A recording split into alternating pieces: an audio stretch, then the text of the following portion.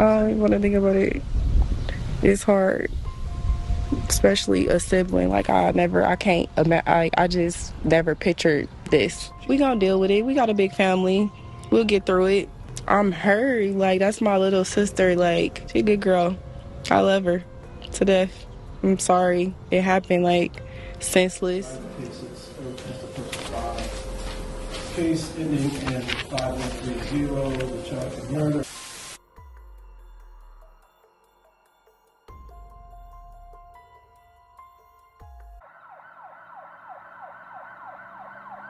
25-year-old Kiara Jackson, affectionately known as Kiki by her loved ones, was a radiant, compassionate young woman whose presence left a lasting impression on everyone she met. Her family describes her as a kind and selfless soul, always willing to go above and beyond to help those around her. Whether it was a friend in need or a stranger having a bad day, Kiki had a heart big enough for everyone. More than anything, Kiara was a devoted and hardworking mother to her 2 children, a young son and daughter who were truly the center of her universe. Everything she did with them in mind. She poured her heart into motherhood, creating a loving, stable environment filled with laughter, learning, and unwavering support. Her children were her pride, her motivation, and her greatest joy. Raised in a close-knit and deeply supportive family, Kiara was seen as the glue that held everyone together.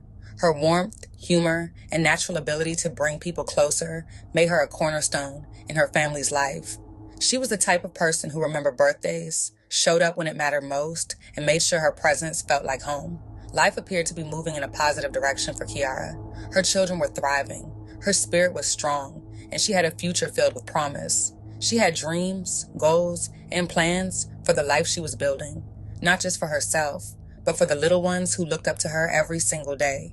But tragically, an unforeseen and devastating series of events would unfold, shattering the life she had worked so hard to build.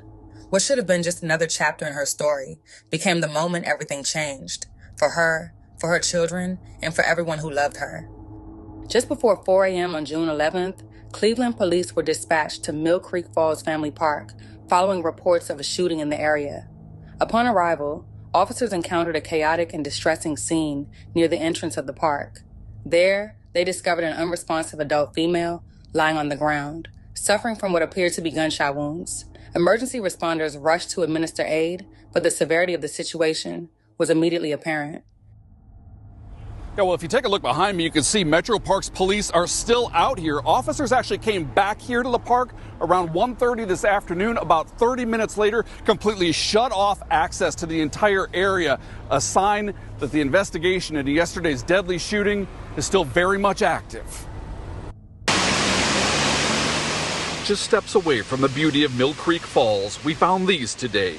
8 9mm shell casings littering the road into the park near the scene of yesterday's shooting.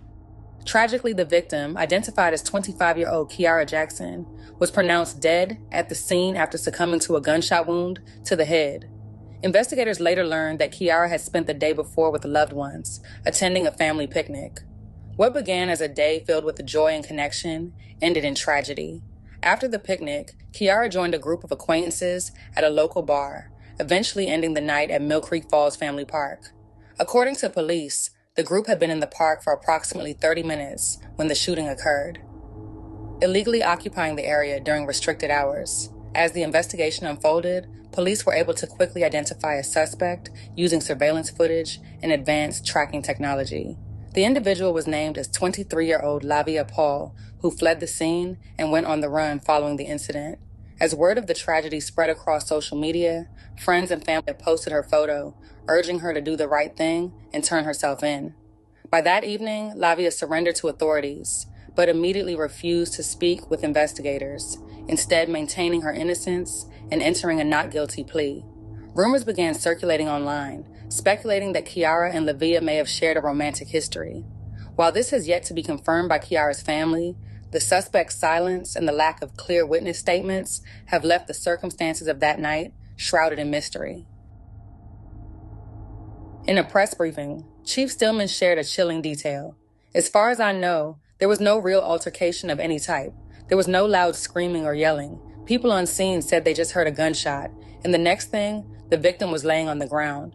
So what really happened in those early morning hours at the park? How does a group of so-called friends witness such a devastating act, and yet no one can or will explain what led to Kiara's death? Was it a moment of drunken impulse, a personal conflict, or something else entirely? Until Lavia speaks or someone in that group finds the courage to come forward, the truth may remain heartbreakingly out of reach. In the meantime, Kiara's grieving family is left to piece together answers on their own, navigating unimaginable loss while caring for the 2 children she left behind. Her young son and daughter will now grow up without their mother, robbed of her love, her guidance, and her presence. And for what? A GoFundMe was created to help cover the unexpected costs of Kiara's funeral and to support the children she left behind. In the wake of such a senseless loss, the community is asked to come together, not just in mourning, but in pursuit of justice and support for a family forever changed. Paul appeared in court. A county prosecutor asked the judge to set a $1 million bond, arguing Paul was on probation at the time of the shooting and has previous child endangering charges. Her public defender asking for something lower. Ms. Paul has a high school diploma from Shaker Heights High School in 2020. She's lived in the Cleveland area her entire life. She is not a flight risk. The judge ultimately set Paul's bond at $500,000. 25-year-old Kiara Jackson was laid to rest in her hometown, surrounded by grieving friends, family members, and a community still reeling from her tragic and untimely death. The service was a heartfelt tribute to a young woman whose life, light, and love touched so many. Just a day after the shooting, 23-year-old Lavia Paul appeared in court for the first time. During the hearing, her bond was set at $500,000. The court appearance came just before an official press conference where law enforcement provided limited details about the investigation and urged anyone with information to come forward.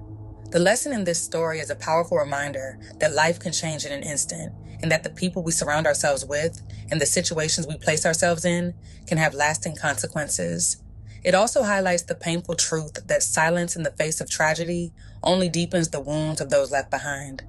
When people refuse to speak up or take accountability, families are forced to live with unanswered questions and justice becomes harder to reach. Most importantly, Kiara Jackson's story is a call to value life, speak the truth, and protect one another, because sometimes one moment of recklessness or silence can shatter many lives forever. Rest in peace, Kiara Jackson.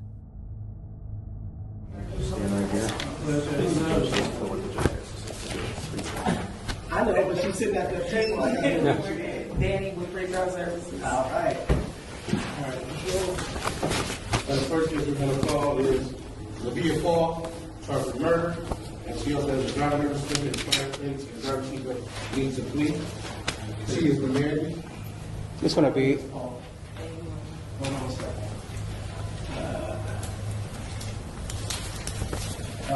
Prosecutor. Thank you, Your Honor. Preliminary hearing date will be set for June 18th.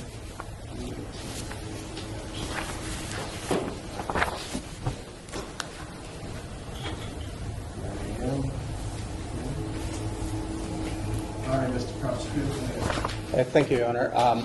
Although the risk assessment shows the defendant to be a low risk, I will argue, as we just heard, that the defendant has difficulty following the court orders. We have a suspension, driving under suspension, and in our case, we have a 25-year-old female victim with 2 children, 2 small children. And this defendant, while on probation to Judge Baudry upstairs for child endangering, allegedly was by the Creek Mill, Mill Creek Falls area with a firearm. There was an argument, and at one point allegedly took the life of our victim. The state will ask for a $1 million bond, cash surety. Okay. Judge, thank you. Judge, as a preliminary matter, Ms. Paul would enter a not guilty plea on the driver cases. Judge, understanding the seriousness of the allegations against Ms. Paul, I would just present a couple of things for the court to consider about Ms. Paul. Judge, she posts low scores on her PSA. She has a 2 and a 2. She has no prior felony convictions. Judge, Ms. Paul has 2 children. Strike that, please. Ms. Paul has a high school diploma from Shaker Heights High School in 2020. She's lived in the Cleveland area her entire life. She is not a flight risk. She lives with her sister. She has stable housing. Judge, we would just ask for the court to consider a reasonable bond. Thank you. Thank you. As noted, the public safety assessment is a 2-2. Have an extension of endangering children at 25. The U.S. is going to create it 2-2. And, okay.